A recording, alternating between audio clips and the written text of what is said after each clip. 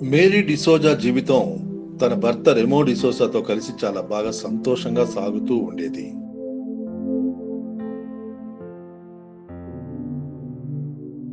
Thank you Jesus. మీరు నాకు జీవితంలో అన్నీ ఇచ్చారు.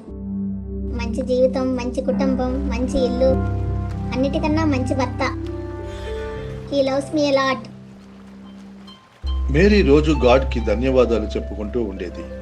ఒకరోజు ఏం జరిగిందంటే, రెమో, ఈవేళ నేను అమ్మని కలవడానికి గోవా వెళ్తున్నాను. నేను 2 డేస్లో వచ్చేస్తాను. నేను వంట చేసి పెట్టాను. ప్లీజ్ నువ్వు టైంకి భోజనం చెయ్యి. అలాగే జాగ్రత్తగా ఉండు. నేను పని మనిషికి కూడా చెప్పాను. తను అన్నీ చూసుకుంటుంది. అలాగే డియర్, నువ్వు టెన్షన్ పడకు. Happy journey. మేరీ ఇంటి నుండి బయటకు వచ్చింది. వెళ్ళి తన కారులో కూర్చుంది. మేరీ ఎయిర్పోర్ట్ చేరుకుంది. తను ఎంటర్ అవ్వబోతూ ఉండగా తనకి ఒకటి గుర్తొచ్చింది. తను తన పర్సుని ఇంట్లోనే మర్చిపోయి వచ్చిందని. షిట్, ఇప్పుడు ప్లేన్ మిస్ అయిపోతుంది. కానీ పర్సు లేకుండా నేను ఎలా వెళ్ళగలను? నేను ఇంటికి వెళ్ళి పర్సు తెచ్చుకోవడమే మంచిది. మేరీ తిరిగి తన కారులో కూర్చుని తన ఇంటి వైపు బయలుదేరింది. మేరీ తన ఇంటి బయట కార్ని పార్క్ చేసింది. ఇది ఎవరి కారు? ఏమో ఫ్రెండ్ వచ్చినట్టున్నారు. మేరీ ఇంట్లోకి వెళ్లి చూసేసరికి తను ఆశ్చర్యపడిపోయింది. ఎందుకంటే రెమో ఒక అమ్మాయిని ముద్దు పెట్టుకుంటున్నాడు. రెమో, మేరీ, నన్ను కాస్త మాట్లాడినివ్వు. నాకు ఎలాంటి సంజాయిషీ అక్కర్లేదు. మేరీ మనసు ముక్కలైపోయింది. మేరీ టేబుల్ మీద ఉన్న తన పర్సుని తీసుకుని అక్కడి నుండి బయలుదేరిపోయింది. మేరీ ఏడుస్తూ కార్ని నడుపుతుంది. మధ్య మధ్యలో తన ఫోన్ కూడా మోగుతుంది. రెమో తనకి కాల్ చేస్తుంది. మేరీ మాత్రం తన ఫోన్ని కట్ చేస్తూనే ఉంది. ఎలాగలాగా మేరీ ఎయిర్పోర్ట్కి చేరుకుంది. తను గోవాకి మరో ఫ్లైట్ బుక్ చేసుకుని తన ఫోన్ని స్విచ్ ఆఫ్ చేసేసింది. ప్లేన్ కోసం ఎదురు చూస్తున్నప్పుడు కూడా మేరీ ఏడుస్తూనే ఉంది. ఆఖరికి మేరీ ప్లేన్ ఎక్కేసింది. తను విండో సీట్లో బయట చూస్తూ ఏడుస్తూ ఉండేది. తన పక్కన ఒక ముసలావిడ కూర్చుంది. ఏమైందమ్మా? ఏమైనా సమస్య ఉందా? లేదేంటి, ఏమీ లేదు. ఆ తర్వాత మేరీ తన ఊహల్లో మునిగిపోయింది. మేరీకి తన పెళ్లి రోజు గుర్తుకొచ్చింది. అలాగే గత ఆదివారం తన కడుపుతో ఉందని తెలియడం కూడా జరిగింది. తను అలా ఎలా చేశాడు? తను మా బిడ్డ గురించి కూడా ఆలోచించలేదు. ఒకవేళ ఈ బిడ్డ ఈ లోకంలోకి వచ్చేస్తే నేను ఒంటరిగా తనని పెంచగలనా? నేను తనని రెమోకి అసలు ఇవ్వను. నేను ఒంటరిగా తనని పెంచగలనా? మేరీ మనసులో రకరకాల ఆలోచనలు వస్తున్నాయి. ఇక తన బ్లడ్ ప్రెషర్ పెరిగిపోయింది. ఇక అలాగే తనకి హార్ట్ అటాక్ వచ్చేసింది. హెల్ప్ హెల్ప్, ఈ అమ్మాయికి అటాక్ వచ్చింది. ఆ ప్లేన్ ఎయిర్ హోస్టెస్ అక్కడికి చేరుకుంది. తను మేరీ బెల్ట్ లూజ్ చేసింది. తన బట్టలు లూజ్ చేసింది. ఈ ప్లేన్ లో ఎవరైనా డాక్టర్ ఉన్నారా? Any doctor on the flight? ఒక డాక్టర్ కంగారుగా అక్కడికి చేరుకున్నారు. ఆయన మేరీ నాడి చెక్ చేశాడు. కానీ ఆలస్యం అయిపోయింది. తను చనిపోయింది. మేరీ ఆ ప్లేన్ లోనే చనిపోయింది. ఇక ఆ రోజు నుండి మేరీ ఆత్మ ఆ ప్లేన్ లోనే ఉంటుంది. ఎప్పుడు ప్లేన్ టేకాఫ్ చేసినా అందరికీ ఎవరో ఎదురుస్తున్నట్టు వినిపించేది. ఫ్లైట్ అటెండర్లు చాలా వెతుకుతారు. కానీ వాళ్ళకి ఎవరు ఏడుస్తున్నారో అసలు తెలియలేదు. తరచూ చాలా మందికి పక్కనే ఎవరో కూర్చున్నట్టు అనిపించింది. చూడండి, నాకు ఏదో తేడాగా ఉంది. ఇక్కడ ఎవరో కూర్చున్నట్టు, ఎవరో ఆవిడ బాగా ఏడుస్తున్నట్టు ఉంది. అలా ఏమీ లేదు సార్. ఆ సీట్ పూర్తిగా ఖాళీగా ఉంది. కానీ ఇక్కడ ఏదో తేడాగా ఉంది. మీరు ప్లీజ్ నా సీట్ మార్చేయండి. ఎయిర్ హోస్టెస్ తరచూ సీట్లు మారుస్తూ ఉండాల్సి వచ్చేది. ఒకరోజు ఆ ప్లేన్ రాత్రి ఎగురుతోంది. మేరీ ఏ సీట్లో అయితే కూర్చుందో ఆ పక్క సీట్లో ఒక అమ్మాయి కూర్చుంది. తను తన ఇయర్ ఫోన్లో పాటలు వింటుంది. తన పాటలు ఎంజాయ్ చేస్తుంది. అప్పుడే తన దృష్టి తన పక్క సీటు మీద పడింది. అప్పుడు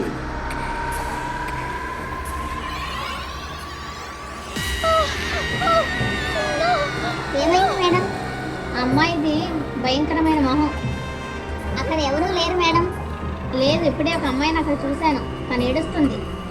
మేడం రిలాక్స్, ఇది నాతో పాటు రండి. ఎయిర్ హోస్టెస్ ఆ అమ్మాయికి మంచినీళ్ళు ఇచ్చింది, అలాగే తన సీటు మార్చింది. మేడం మీరు ఇక్కడ కూర్చోండి. మరి ఏమైనా సమస్య వస్తే నాకు చెప్పండి. ఏమైంది? ఎవరు అరిచారు? ఒక అమ్మాయి, తను కూడా ఆ ఆత్మను చూసింది. ఏంటి, తను ఆ సీట్లోనే కూర్చుందా? లేదు, ఆ పక్క సీట్లో. అసలు ఏం జరుగుతుంది తెలియట్లేదే. ఈ సమస్య పెరిగిపోతూనే ఉంది. ఆ తర్వాత ఎయిర్ హోస్టెస్ కూడా అమ్మాయిని చూసింది.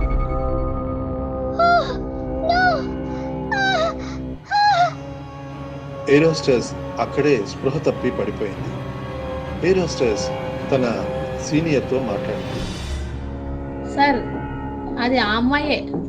తన ప్లేన్లో చనిపోయింది కదా. కానీ అది ఎలా సాధ్యం? ఏ అమ్మాయినా చనిపోయి ఎలా తిరిగి వస్తుంది? అది తన ఆత్మ సార్. What non sense! నువ్వు ఇంత చదువుకున్న దానివి ఉండి ఆత్మలను నమ్ముతున్నావా? నాకు గుర్తున్నంత వరకు ఆ అమ్మాయి ప్లేన్ ఎక్కిన దగ్గర నుండి ఏడుస్తూనే ఉంది. అప్పుడు 2 గంటల తర్వాత తన పక్కన కూర్చున్న ఆవిడ హెల్ప్ కోసం అరవడం మొదలుపెట్టింది. నేను అక్కడికి చేరుకునేసరికి తను గట్టిగా ఊపిరి తీసుకుంటుంది. అలాగే డాక్టర్ చేరుకునేసరికి తను చనిపోయింది. నేను చూస్తాను, నేనేం చేయగలను. ఆ ఆఫీసర్ తన ఫ్రెండ్కి ఫోన్ చేశాడు. తనకి జరిగిందంతా చెప్పాడు. అయితే ఇక నువ్వు కూడా ఆత్మని నమ్ముతున్నావన్నమాట. నేను ఇప్పటిదాకా నమ్మలేదు, కానీ నా ప్లేన్ లో జరుగుతున్న సంఘటనల కారణంగానే నీ సహాయం కోసం ఫోన్ చేశాను. నువ్వు ఒక పారానార్మల్ ఎక్స్పర్ట్ కదా. ఈసారి నువ్వు ఆత్మలు ఉన్నాయని ఖచ్చితంగా నమ్ముతావు. పద, నేను వస్తున్నాను. ఆ పారానార్మల్ ఎక్స్పర్ట్ తన మిత్రుడు అలాగే ఎయిర్ హోస్టెస్ కలిసి ఆ ప్లేన్లోకి వచ్చారు. మీరు నాకు చెప్పగలరా అసలు ఆ అమ్మాయికి ఏం జరిగిందో? అప్పుడు 2 గంటల తర్వాత తన పక్కన కూర్చున్న ఆవిడ హెల్ప్ కోసం అరవడం మొదలుపెట్టింది. నేను అక్కడికి చేరుకునేసరికి తను గట్టిగా ఊపిరి తీసుకుంటుంది. తన పక్కన కూర్చున్న ఆవిడ హెల్ప్ కోసం అరవడం మొదలుపెట్టింది. అలాగే డాక్టర్ చేరుకునేసరికి తను చనిపోయింది. సరే, అంటే ఆ అమ్మాయి ఈ ప్లేన్లోనే చనిపోయిందన్నమాట. అవును, ఇక్కడే ఈ సీట్లోనే. తన పేరేంటి? మేరీ డిసోసా. నేను నా మిషన్తో తను ఇక్కడే ఉందో లేదో చెప్పగలను, కానీ తనని ఇక్కడ నుండి పంపేయడం నా వల్ల కాని పని. దానికోసం మీరు ఒక ఫాదర్ని తీసుకురావాలి. ఆ పారానార్మల్ ఎక్స్పర్ట్ తన ఎనర్జీ మిషన్ని ఆన్ చేశాడు. తను మేరీ సీట్ దగ్గరికి చేరుకునేసరికి తన మిషన్ గట్టిగా మోగడం మొదలుపెట్టింది. ఇక్కడ ఖచ్చితంగా చెప్పొచ్చు మేరీ ఇక్కడే ఉన్నదని. అయితే ఇప్పుడు మనం ఏం చేద్దాం? తను ఎవరికీ హాని చేయదు, కానీ తనకి ముక్తిని ఇప్పించడం చాలా అవసరం. నాకు ఒక ఫాదర్ తెలుసు, ఆయన మనకి సహాయం చేయగలరు. మరుసటి రోజు అతను అక్కడికి ఒక ఫాదర్ని తీసుకొచ్చాడు. ఫాదర్, ఆ అమ్మాయి పేరు మేరీ. తను నిజానికి ఎవరికీ ఏ హాని చేయడం లేదు, కానీ తన ఆత్మ ఇక్కడే ఉండడం వల్ల జనాలకి భయంగా ఉంది. లెట్ మీ సీ, నేను మీకు ఏ సహాయం చేయగలను. ఫాదర్ ఒక చేతిలో రోసరీ అలాగే రెండో చేతిలో ఒక సిలువని పట్టుకుని మేరీ పక్క సీట్లో కూర్చుని ప్రేయర్ మొదలు పెట్టారు. మేరీ, నాకు తెలుసు నువ్వు ఇక్కడే ఉన్నావని. నువ్వు నాతో మాట్లాడొచ్చు. బహుశా నేను నీకు ఏదైనా సహాయం చేయగలనేమో.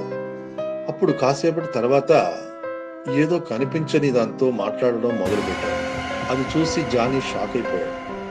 ఫాదర్, అసలు మేరీకి ఏం జరిగింది?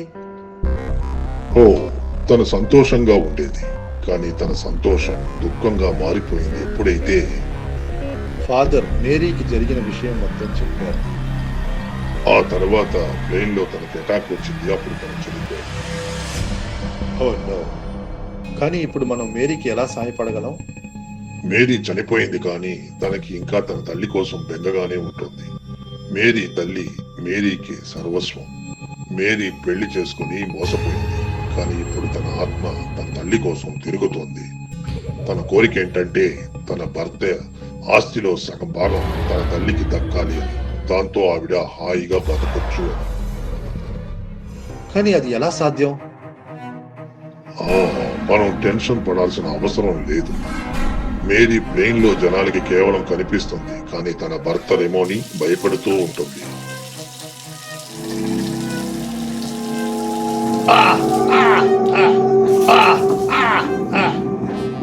రోజు రెమో తన ఆత్మను చూసి భయపడుతుంది.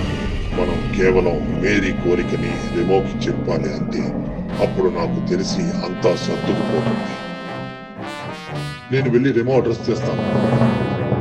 జానీ, పారానార్మల్ ఎక్స్పర్ట్స్ ఇంకా ఫాదర్తో కలిసి రెమో ఇంటికి చేరుకున్నారు. రెమో, నాకు తెలుసు మేరీ నిన్ను భయపెడుతుంది అని. అలాగే దానికి కారణం ఏంటో కూడా నాకు తెలుసు. అయినో నేను తనని మోసం చేశాను, అందుకే ఇప్పుడు తన ప్రతీకారం తీర్చుకుంటోంది. No my son, no. Mary ఒక మంచి ఆత్మ. తన ప్రతీకారం తీసుకోదు. తను తన కోరిక నీతో చెప్పాలని వస్తుంది. ఒకవేళ నువ్వు తన కోరిక నెరవేరిస్తే అప్పుడు తనకి ముక్తి దొరుకుతుంది. ఏంటా కోరిక? మేరీ తన తల్లిని బాగా ప్రేమించింది. మేరీ తప్ప తనకి ఇంకెవ్వరూ లేరు. మరి ఇప్పుడు మేరీ కోరిక ఏంటంటే నువ్వు నీ ఆస్తిలో సగభాగం ఆవిడికి ఇవ్వాలి. అప్పుడు ఆవిడ జీవితం హాయిగా సాగిపోతుంది. మేరీ, నన్ను క్షమించు మేరీ, ఫర్గివ్ మీ. తప్పకుండా నువ్వు తన కోరిక నెరవేర్చు అంతే. అలాగే ఫాదర్, నేను మేరీ కోరికని తప్పకుండా నెరవేరుస్తాను ఫాదర్. రెమో తన సగం ఆస్తి కాగితాలను మేరీ తల్లి చేతిలో పెట్టేశాడు. ఇక అక్కడ మేరీ ఆత్మ ఇదంతా చూసి చాలా సంతోషించింది. ఇక మేరీకి విముక్తి దొరికింది.